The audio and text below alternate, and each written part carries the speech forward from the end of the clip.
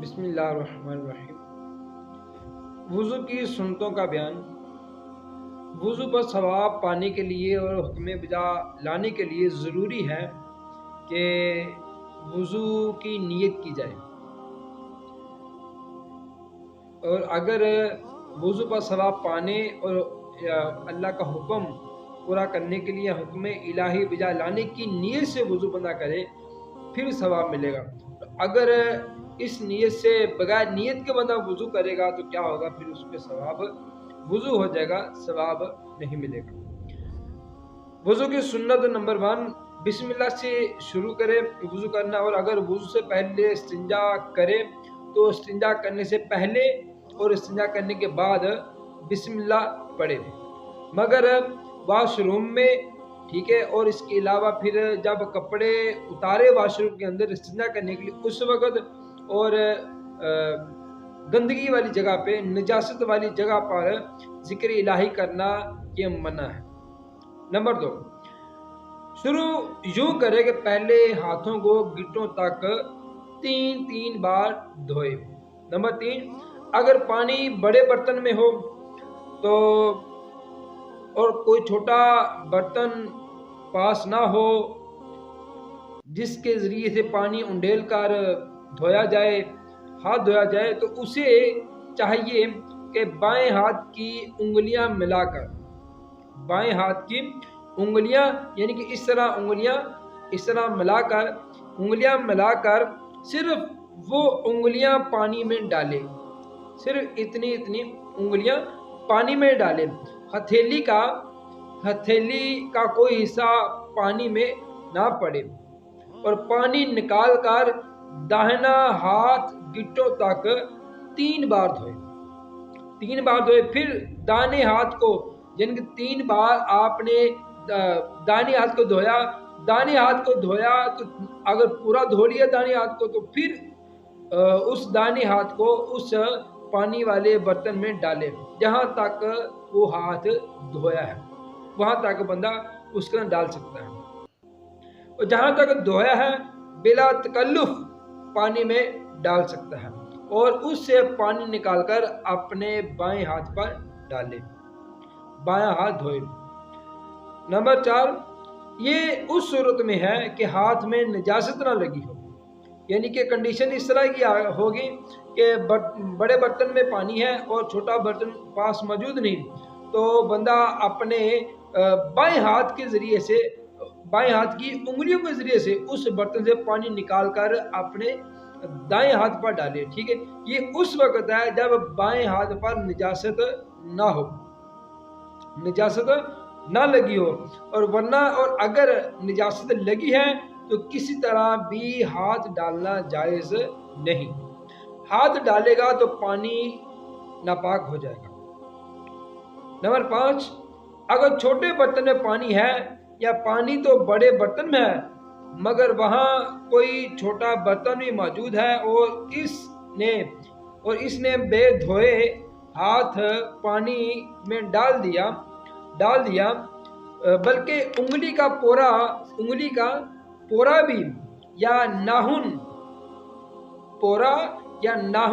اس کے اندر ڈال دیا پانی کے اندر، تو وہ سارے کا سارا پانی کیا ہو جائے گا؟ وضو کے لیے قابل نہ رہے گا، وہ مائع مستعمل ہو جائے گا۔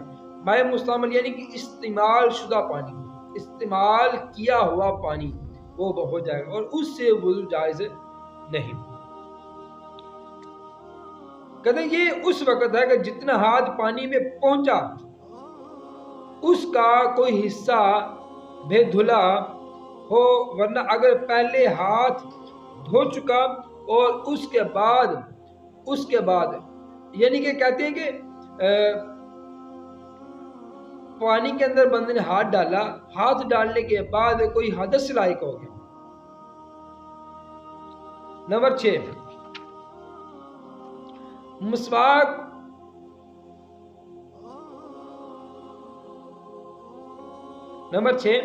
جب سو کر اٹھے تو پہلے ہاتھ دھوئے استنجے سے پہلے اور بعد میں، اور مسواک دائیں ہاتھ سے کرے اور اس طرح ہاتھ میں لے کر چنگلیاں مسواک کے نیچے اور بیچ کی 3 انگلیاں اوپر اور انگوٹھا سرے پر نیچے ہو اور مٹھی بند ہو۔ اس طرح مسواک اپنے ہاتھ میں پکڑے۔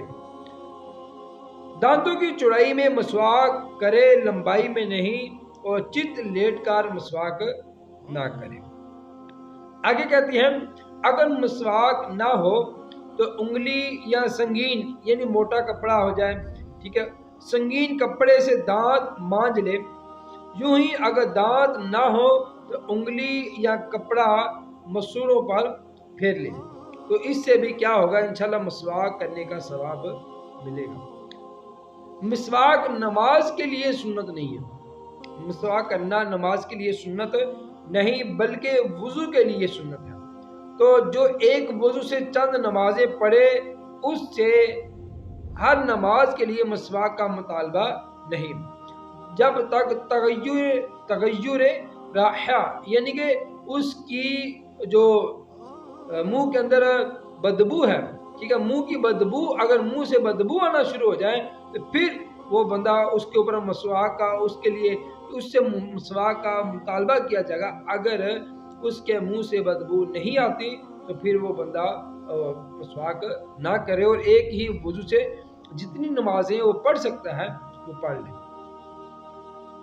آگے فرماتے ہیں پھر 3 چلو پانی سے 3 کلیاں کرے، 3 چلو پانی سے اس کے ساتھ 3 کلیاں کرے، ہر بار منہ کے ہر پرزے پر پانی بہہ جائے، اور روزہ دار نہ ہو، اگر بندہ روزہ دار اگر مسلمان روزہ دار نہ ہو تو غرغرہ کرے۔ نیکسٹ، پھر 3 چلو سے 3 بار ناک میں پانی چڑھائے کہ جہاں تک نرم گوشت ہوتا ہے ہر بار اس پر پانی بہہ جائے، اور روزہ دار نہ ہو تو ناک کی جڑ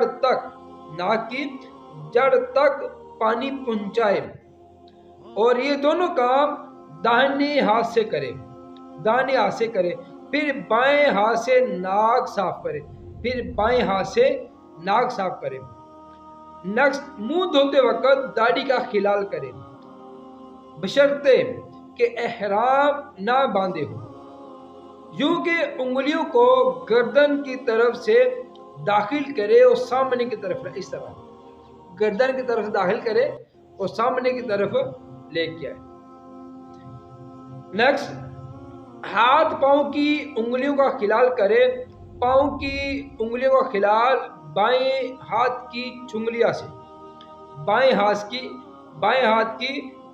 سے کرے، اس طرح کہ دائیں پاؤں میں چھنگلیاں سے شروع کرے، ٹھیک ہے، اور انگوٹھے پر ختم کرے، اور بائیں پاؤں میں انگوٹھے سے شروع کرے، ٹھیک ہے، کر کے چھنگلیاں پر ختم کرے۔ اگر بے خلال کیے پانی انگلیوں کے اندر سے نہ بہتا ہو تو خلال کرنا فرض ہے۔ اگر بغیر خلال کیے اس پاؤں کی انگلیوں کے اندر پانی نہ پہنچتا ہو، نہ جاتا ہو، تو کیا ہوگا، اس بندے کے لیے خلال کرنا فرض ہے۔ جس کی انگلیوں میں پانی بغیر خلال کیے پہنچ جاتا ہے، چلا جاتا ہے، تو کیا ہوگا، اس کے لیے پاؤں کا خلال کرنا سنت ہے۔ یعنی پانی پہنچانا اگر سے بے خلال ہو، مثلا کھائیاں کھول کر اوپر سے پانی ڈال دیا یا پاؤں حوض میں ڈال دیا تو اس سے بھی سنت ادا ہو جائے گی۔ نیکسٹ، جو اعضاء دھونے کے ہیں ان کو 3 بار دھوئے، 3 بار دھونا یہ سنت مبارکہ نبی کریم علیہ السلام کی، 3 بار دھوئے، ہر مرتبہ اس طرح دھوئے کہ کوئی حصہ رہ نہ جائے، خشک رہ نہ جائے، ورنہ سنت ادا نہیں ہوگی۔ وضو ہو جائے گا لیکن سنت ادا نہیں ہوگی۔ نیکسٹ، اگر یوں کیا کہ پہلی مرتبہ کچھ دھل گیا اور دوسری بار کچھ اور تیسری دفعہ کچھ، تو تینوں بار میں پورا عضو دھل گیا تو یہ ایک ہی بار دھونا ہوگا۔ میں مثال کے طور پر اب یہ بازو ہے تو پہلی بار اس نے اتنا دھویا، दूसरी मरतबा उसने इतना धोया और तीसरी मरतबा उसने इतना धोया, तो कहते हैं कि ये इस तरह 3 बार इस तरह धोना क्या होगा, ये 1 बार कहलाएगा। ठीक है, ये क्या होगा, 1 बार कहलाएगा। और पहली दफा ही आपने सारे बाजू को धोया, ठीक है, ये 1 बार होगा। फिर दूसरी मरतबा फिर धोया, ये दूसरी मरतबा, फिर तीसरी मरतबा फिर धोया। ये सुन्नत पूरी की पूरी इंशाल्लाह सुन्नत अदा हो जाएगी और सुन्नत अदा करने का सवाब मिलेगा। तो क्या कहते हैं कि अगर इस तरह 1 मरतबा धोया थोड़ा सा, फिर दूसरी मरतबा धोया थोड़ा सा, तीसरी मरतबा धोया थोड़ा सा, तो कहते हैं कि ये क्या होगा, वो उज़्व 3 मरतबा धोने से वो उज़्व धुला, तो क्या होगा, वो 1 मरतबा ही कहलाएगा। तो उसके लिए क्या कहते हैं, वुज़ू हो जाएगा मगर खिलाफ सुन्नत होगा। नबी करीम अलैहिस्सलाम आपकी सुन्नत मुबारका के खिलाफ होगा, वुज़ू हो जाएगा। इसमें चुल्लुओं की गिनती नहीं, पहले पूरा उज़्व धोने की गिनती है। कहते अगर कुछ लोग इस तरह करते हैं, पानी लिया, पानी ला के इस तरह करते, कहते इस तरह चुल्लू दे नाल इस तरह पानी लेना शर्त नहीं कि तुम 3 ही चुल्लू इस तरह करो, नहीं, बल्कि तुसी बाजू ਨੂੰ इस तरह पकड़ के और इस तरह रख के तुसी इनदे थले टूटी दे नीचे इस तरह करके धोवो, और 1 दफा धो लिया इतना, दूसरी मरतबा फिर इस तरह धोवो और तीसरी मरतबा फिर इनू टूटी थले रख के इस तरह धोवो। इस तरह इंशाल्लाह सुन्नत अदा हो जाएगी और सुन्नत अदा करने का सवाब मिलेगा। नेक्स्ट, पूरे सर का 1 बार मसा करना और कानों का मसा करना, और तरतीब यानी कि पहले मुंह फिर हाथ, ठीक है, पूरे सर का मसा करना सुन्नत मुबारक है और कानों का मसा करना ये भी सुन्नत मुबारक है। और आगे फरमाते हैं तरतीब के पहले मुंह फिर हाथ धोएं, फिर सर का मसा करें और फिर पाँव धोएं। अगर खिलाफ तरतीब वुज़ू किया या कोई और सुन्नत छोड़ गया तो वुज़ू हो जाएगा, वुज़ू हो जाएगा, मगर एक आधी दफ़ा ऐसा करना बुरा है।